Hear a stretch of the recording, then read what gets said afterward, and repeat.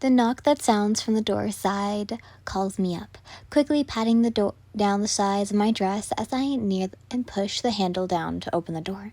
It swings open easily, showcasing the same redhead soldier from before, his hand stretched out outwards for mine, while his other rests idly on the side of the open door. Glancing up at me, the soldier clears his throat. We're all ready, my lady, he informs as I lean down slightly to grasp his hand with my own. Gently he helps me down the few short steps leading out of the door, quickly closing it behind me before leading me away from my carriage. A few horses line the trees, no doubt from the extra soldiers who had come along, their reins tied to hang so they had room to lay and or stand. As we pass by one to enter the tree line, it turns to watch, large eyes casting over the two of us before passively returning to graze. It had been doing before. We step past a couple more trees, my head tilting back to see the carriage still in sight, where a fire had been lit in the center of the camp, lifting the darkness slowly taking over the horizon. Torches stand stabbed into the ground, lining up current tents scattered across the camp as well, aiding in the areas the bonfire could not reach. And it added to it all. Soldiers trot like ants, continuing on their complete the task set on them, but before stopping to bow to me as they passed. Besides, the crackling of fire, the low hum of chatter fills in the crumbling of grass beneath our feet. My guard leading me across the camp into a much larger tent set up ready just as he had promised. Here we are, the soldier starts, gesturing towards the tent and letting me walk in first. The inside was small compared to my bedroom, but considerably large for a tent, making me blink in surprise. I had expected to get a tent just as small as the lead commander, but, this was huge. It was set up nicely too, and I wasted no time walking in further, poking around the sides and tapping the beam in the middle that held everything up. There was even a foldable Soji screen sitting near the opposite side of the tent, ready for me to change behind when needed. I'll be back in a bit. The soldiers standing idly near the front flips the tent to alert me. I had actually forgotten he was there, my eyes flickering up to the designs to lock onto his finger. Where are you going? I questioned, turning to face him fully as he stifles his posture just a bit. There's a few more things the others are unloading. I just wanted to go and help out, he explains, and I pause, looking upwards, towards the small holes flickering open at the top of the tent, showing me just how dark it actually was. Do you know where my two other soldiers are? I ask, earning a nod in return. They are helping refill the water, my lady, he says, remembering to add my title at the end of his sentence this time. All right, you can go, but be sure to bring me my dinner later, soldier. I nodded, dismissing him to continue walking around my tent. He lingers near the door flaps, watching me for a moment. Should I send one of them back to watch you? He asks, and I pause, looking his way. What? Should I send one of them back to watch you? He repeats innocently, clearing his throat again. I don't know if I should leave you alone since you're meant to be guarded. And I lost him. No, thank you. Raising a hand to stop him from furthering trying to explain his reasoning, I shake my head lightly. It's fine. I'm not going anywhere, I reassure. He pauses to listen to what I say, slowly nodding after a moment. Are you sure? He repeats. Yes, I am sure, I answer. It's not like anyone's just going to waltz into a camp crawling with soldiers to sneak me up from my tent. I commented, shrugging easily and nod, preceding my words for a second. He then steps back, taking the former dismissal in his hand to go ahead and leave. I'll come get you when dinner is ready, my lady, he calls, those door claws slapping shut behind him.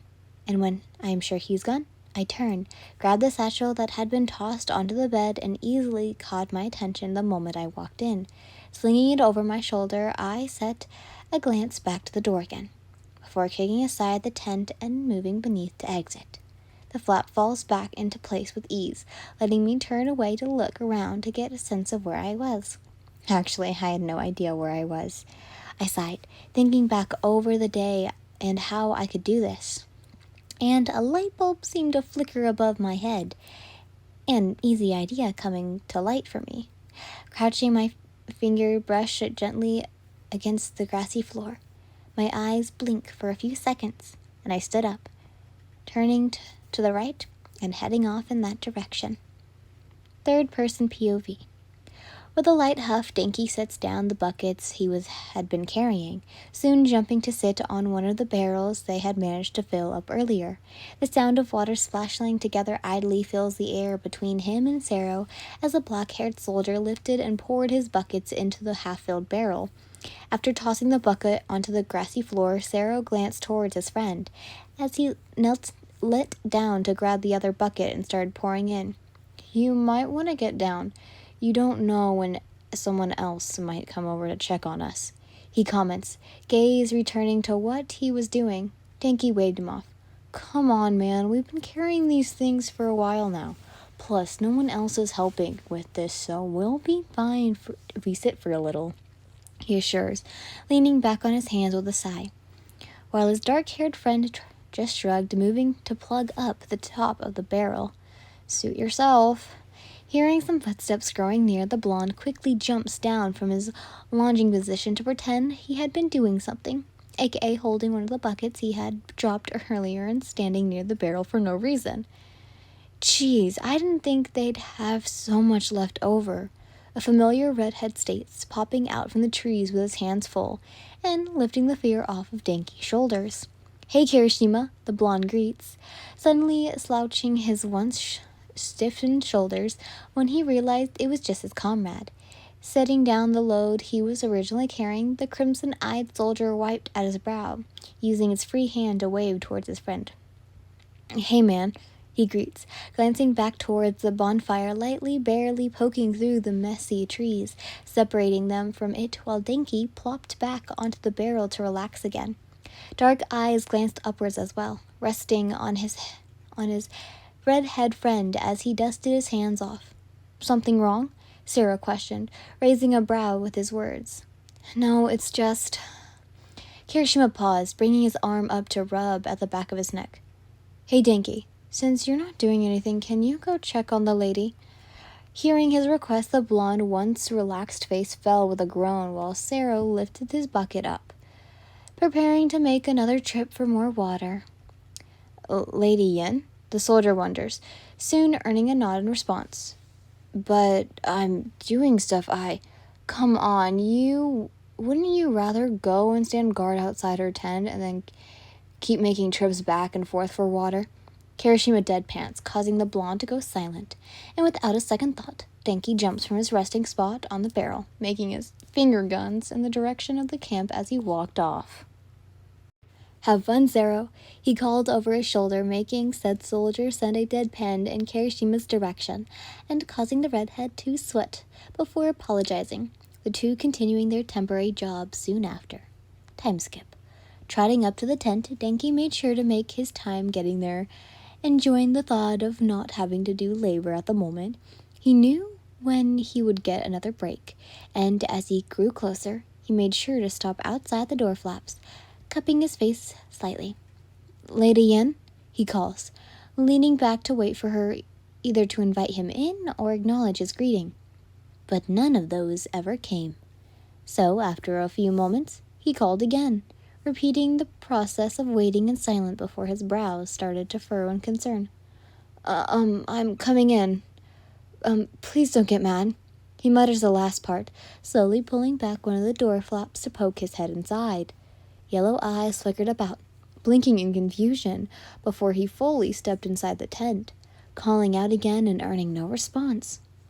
And now he was panicking, walking further in and stepping past the beam holding the middle up. Everything was pretty open, so there wasn't anywhere she could be hiding. Meaning one thing, she wasn't there. The blonde was in full panic now, doing a full sweep on the inside of the tent with the same conclusion. Lady Yin was gone. We're screwed, he states, booking it out of the tent and go to retrieve the other assigned to watch and protect her.